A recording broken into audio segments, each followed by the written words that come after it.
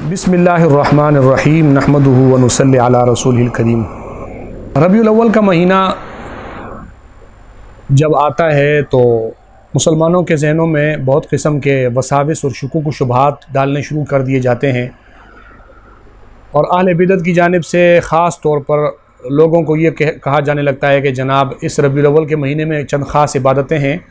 اگر آپ وہ سر انجام نہیں دیں گے تو آپ پر وہابیت کا حکم لگے گا، یا بہت سارے وہ حکم لگا دیتے ہیں، اور جگہ جگہ شعر و شاعری لکھ کر اور دیواروں پہ چاکنگ کر کر کے لوگوں کو یہ تاثر دینے کی کوشش کرتے ہیں کہ گویا ربیع الاول میں اگر یہ سب کچھ نہیں کیا گیا تو آپ کا شمار گستاخوں میں ہوگا۔ پھر کچھ عرصے سے یہ چیز دیکھنے میں آئی ہے کہ ربیع الاول کو ایک خاص طور پر عید میلاد النبی کا نام دیا جاتا ہے، جبکہ آپ کو پتہ ہوگا کہ نبی پاک صلی اللہ علیہ وسلم کے دور سے لے کر ابھی کے زمانے ماضی قریب تک اس کو عید میلاد النبی نہیں کہا جاتا تھا، لیکن کچھ عرصہ قبل اس پر عید میلاد النبی کا اطلاق کیا جانے لگا۔ یہاں دو باتیں ذہن میں رکھیں کہ نبی پاک صلی اللہ علیہ وسلم کی ولادت یہ خوشی کا باعث ہے یا نہیں، اس بات پر کوئی اختلاف نہیں ہے۔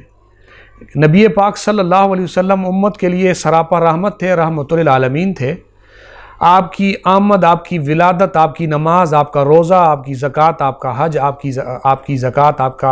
آپ کی تمام عبادات، حتیٰ کہ آپ کا چلنا پھرنا اٹھنا بٹھنا، آپ کی بعثت، ہر ایک امت کے لیے رحمت ہی رحمت تھی، اللہ کا ایک احسان تھا، اس چیز سے اس میں دو رائے نہیں ہے۔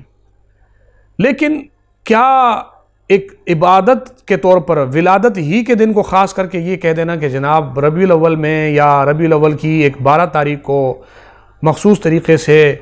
اگر کوئی شخص خوشی کو جو ہے اس کا ڈھنڈورا نہیں پیٹتا، خوشی کا گلیوں میں کوچوں میں باہر نہیں نکلتا، جلوس نہیں نکالتا، یا ایک مخصوص طریقے سے مروج انداز میں عید میلاد النبی کو نہیں مناتا، گویا کہ وہ مسلمان ہی نہیں ہے، تو اس سے یہ نقصان نہیں ہوگا کہ میرا ایمان یہ مشکوک کریں گے یا امت مسلمہ کے ایمان کو یہ مشکوک کریں گے۔ صرف یہ نقصان نہیں ہے،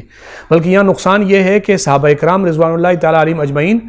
جنہوں نے نبی پاک صلی اللہ علیہ وسلم کی اتباع میں، آپ کی پیروی میں ایک بال برابر بھی کبھی فرق نہیں لایا، ان کے ایمانوں کو بھی نعوذ باللہ ان پر بھی حرف آئے گا کہ وہ لوگ بھی تو یہ سب کچھ نہیں کرتے تھے۔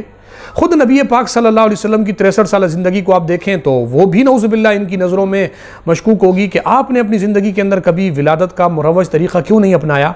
تو یہ ساری چیزوں کو مد نظر رکھ کر ہم کہتے ہیں ہمیں اپنے ایمان کا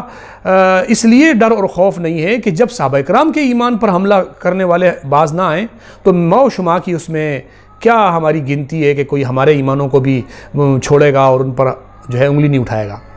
یہاں میں آپ کے سامنے چند باتیں بتاتا ہوں۔ یہ اس پر عید میلاد النبی کا اطلاق سب سے پہلے، میں نے جیسے ویڈیو میں آپ کو پہلے بتا بھی دیا کہ سب سے پہلے عید میلاد النبی کا اطلاق کہاں سے شروع ہوا۔ امت میں ربیع الاول کی 12 تاریخ کو وفات کے طور پر لوگ سمجھتے تھے، پہچانتے تھے، بعض لوگ اس کو 12 وفات تک کہہ دیتے تھے، لیکن انگریز سرکار سے انہوں نے اس کو 12 ربیع الاول کروایا، اس پر میں حوالہ جات دے چکا ہوں۔ اب یہاں مسئلہ یہ کہ یہ عید میلاد النبی کیا اسلام کے نقطہ نظر سے نبی پاک صلی اللہ علیہ وسلم کے یوم ولادت کو بطور عید قرار دینا یا اس دن کو عید میلاد النبی کے طور پر کہنا، کیا یہ درست ہے؟ تو میں آپ حضرات کے سامنے آج یہ باتیں بیان کرنا چاہتا ہوں۔ سب سے بنیادی بات کہ اسلام میں کیا عید الفطر، عید الاضحیٰ یا اس کے علاوہ جن دنوں پر لغوی اعتبار سے کہیں عید کا اطلاق ہوتا ہے، جیسے جمعے کے دن پر عید کا اطلاق بعض لغوی معنوں میں ہوتا ہے یا اور کسی پر ہوتا ہے، اصطلاحاً 2 ہی عیدیں ہیں، ان کے علاوہ تیسری عید پر اطلاق عید نہیں ہوتا۔ جمعے کے دن کو جمعے کا دن کہا جاتا ہے، وہ اتنا اس کا عید ہونا بھی اتنا غیر معروف ہے کہ اگر کوئی جمعے کے دن کو کہہ دے کہ آج عید کا دن ہے تو لوگ اس کو دیکھیں گے کہ یار یہ جمعے کے دن کو اس نے عید کا دن کیسے کہہ دیا، اس لیے اس پر بہرحال اس معنی میں عید کا اطلاق نہیں ہوتا۔ تو کیا ولادت کے دن کو اس طور پر عید قرار دینا جیسے آج انداز چل رہا ہے، کیا اس کی گنجائش ہے؟ کیا اسلام اس کی اجازت دیتا ہے؟ میں آپ کے سامنے ایک حدیث پڑھتا ہوں، میرے سامنے ترمذی شریف بھی ہے، ترمذی شریف میں بھی یہ روایت موجود ہے، اور مشکات شریف میں یہ روایت ترمذی سے نقل کی گئی ہے۔ عن ابن عباس رضی اللہ عنہ انہ قرأ الیوم اکملت لکم دینکم یہ آیت پڑھی حضرت ابن عباس رضی اللہ تعالیٰ عنہ نے. وَعِنْدَهُ یہودی، آپ کے پاس ایک یہودی بیٹھا تھا. فقال، وہ کہنے لگا، لو نزلت هذه الآیۃ علینا لاتخذناها عیدا، اگر یہ آیت ہمارے اوپر نازل ہوئی ہوتی، ہمارے وقت میں نازل ہوئی ہوتی تو ہم اس دن کو عید بنا دیتے. فقال ابن عباس فإنها نزلت فی یوم عیدین، آپ نے فرمایا یہ آیت تو دو عیدوں کے بیچ میں نازل ہوئی ہے، فی یوم جمعہ و یوم عرفہ. رواہ الترمذی وقال ھذا حدیث حسن غریب. یہ روایت نقل کی ہے، اور آپ کو پتہ ہے کہ اس میں حضرت ابن عباس رضی اللہ تعالیٰ عنہ کو جب یہودی نے کہا کہ اگر یہ آیت ہمارے وقت میں نازل ہوئی ہوتی ہم اس دن کو عید بنا دیتے، قرآن کی آخری آیتوں میں سے ایک آیت تھی، تو حضرت ابن عباس رضی اللہ تعالیٰ عنہ ان کو جواب دیتے ہوئے فرمایا کہ یہ ہمیں پتہ ہے کہ یہ آیت دو عیدوں کے بیچ میں نازل ہوئی ہے، کہ جس دن یہ آیت نازل ہوئی اس دن جمعے کا دن بھی تھا اور عرفہ کا دن بھی تھا. یہاں تک تو بات آ گئی کہ یہ جو ہے آیت کا نازل ہونا. دیکھیں یہ عجیب بات یہ ہے کہ اللہ رب العزت نے اگر دو عیدوں کے علاوہ، عید الفطر اور عید الاضحیٰ کے علاوہ کسی اور دن کو عید کے طور پر منانے کا حکم دینا ہوتا تو سب سے پہلے تو جو ہے وہ نبی پاک صلی اللہ علیہ وسلم کی ولادت کی تاریخ متعین ہو جاتی کہ اس میں اختلاف نہ ہوتا. جیسے اور عیدوں کی تاریخوں میں اختلاف نہیں، ایسے اس میں بھی نہ ہوتا، لیکن اس میں اختلاف رکھنے کا مقصد یہ تھا کہ یہ بھی اس میں اللہ کی طرف سے کوئی حکمت تھی، اور اس میں شاید یہ حکمت بھی تھی کہ لوگ اس کو جو ہے تاریخوں کو دیکھ کر کوئی ان کو ایک نئی چیز کے طور پر نہ اپنانے شروع ہو جائیں. یہاں تک تو یہ بات ہے. اس حدیث کو سامنے رکھ کر بعض بریلوی جو ہے وہ یہ کہتے ہیں کہ جناب دیکھو کہ اس سے تو عید ثابت ہو گئی ایک اور عید، حالانکہ آپ کو یہ بات معلوم ہونا چاہیے کہ اس سے کوئی اور عید ثابت نہیں ہوئی. اس حدیث کو نقل کرنے کے بعد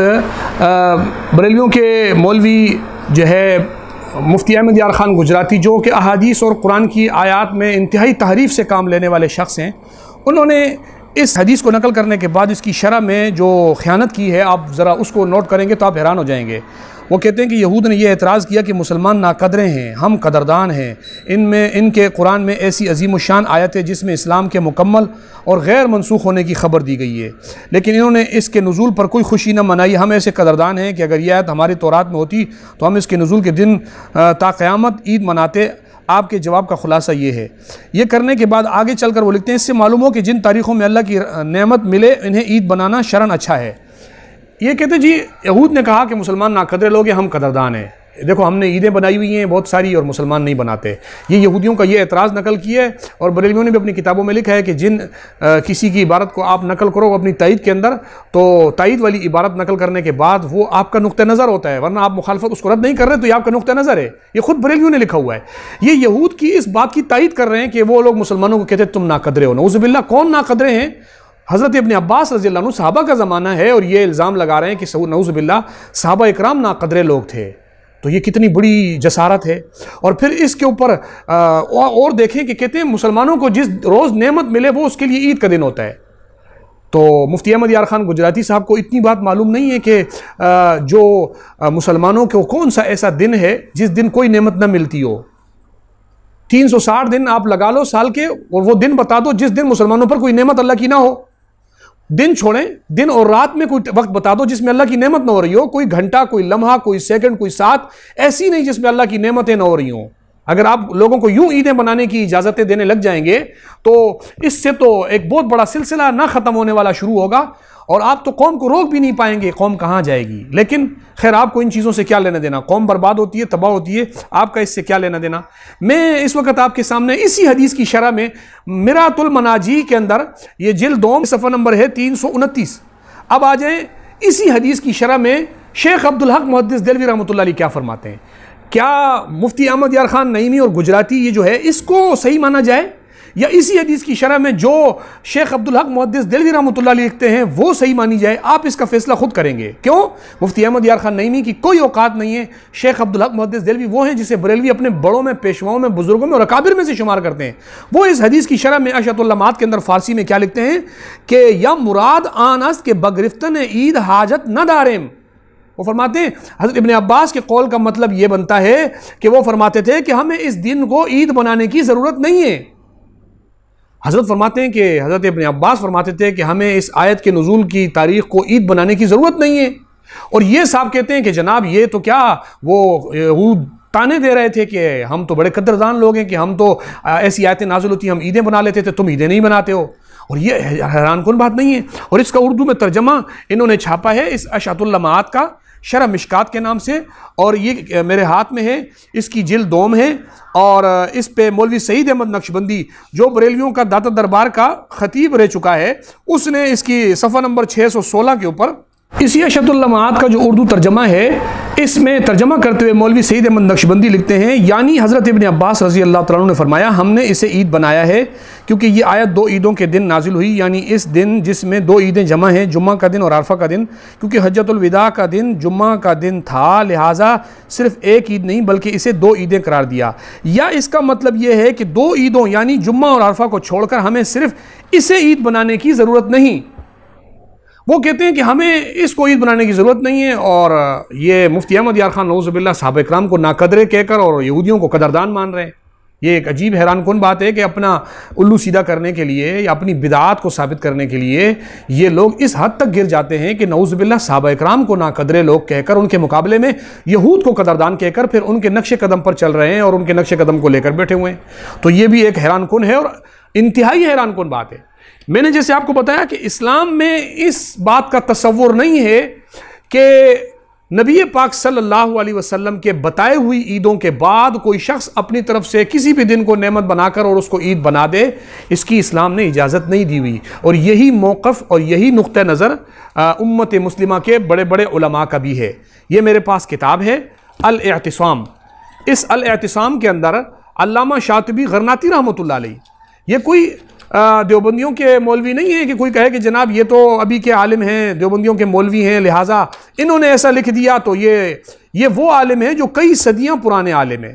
اور انہوں نے اس میں اس بات کو لکھا ہے کہ اپنی کتاب میں الاعتصام میں صفحہ نمبر 30 کے اوپر، صفحہ نمبر 30 الباب الاول فی تعریف البدع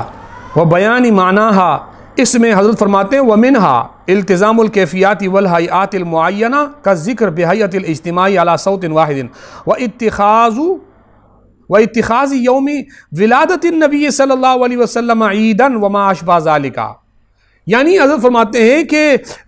بدعات کی تعریف بتاتے ہوئے کہ بدعتیں کون کون سی چیزیں ہیں، وہ بتاتے ہیں کہ ان میں سے ایک بدعت یہ ہے کہ نبی پاک صلی اللہ علیہ وسلم کی ولادت کے دن کو عید بنا دینا، اس کو عید کہنا، وہ فرماتے ہیں کہ یہ بھی بدعات میں سے ہے،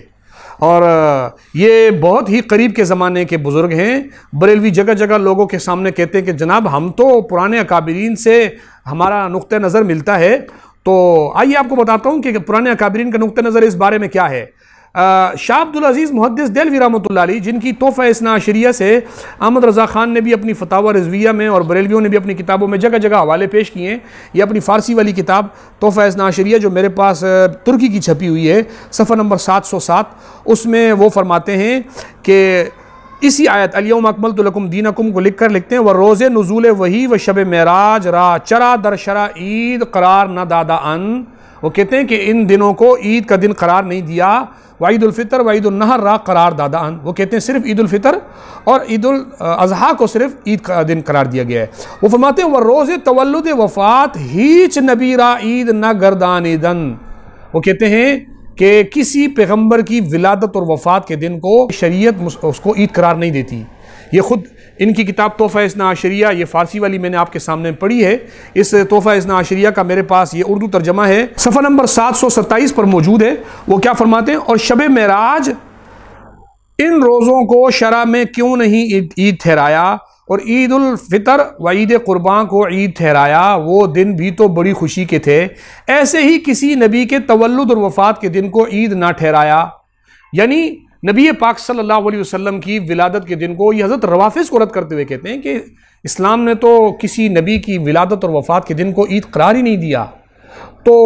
کوئی کیسے ان دنوں کو عید قرار دے کر اور ان کو جناب منا سکتا ہے؟ یہ اہل بدعت کو، بریلویوں کو ضد ہوتی ہے کہ نہیں جی آپ نے اس کو عید ماننا ہے ہر حال میں، اور پھر ان سے کوئی پوچھے کہ آپ نے اس کو عید قرار کیسے دیا، یہ عید آئی کب سے اس کو عید کہا جانے لگا؟ ہندوستان کے اندر اس کو عید کہنے کا تصور نہیں تھا، کیونکہ شاہ عبدالعزیز ہندوستان کے بزرگ ہستی ہیں، اگر حضرت اہل سنت والجماعت کے عالم ہیں اور ان کے زمانے میں اس کو عید نہیں قرار دیا جاتا تو پتہ چلتا ہے کہ اس کو اس کے بعد عید قرار دیا جاتا ہوگا۔ وہ عید کس نے قرار دیا، کب قرار دیا، انشاءاللہ اگلی ویڈیو میں اس پر تفصیل سے آپ کو جواب دوں گا۔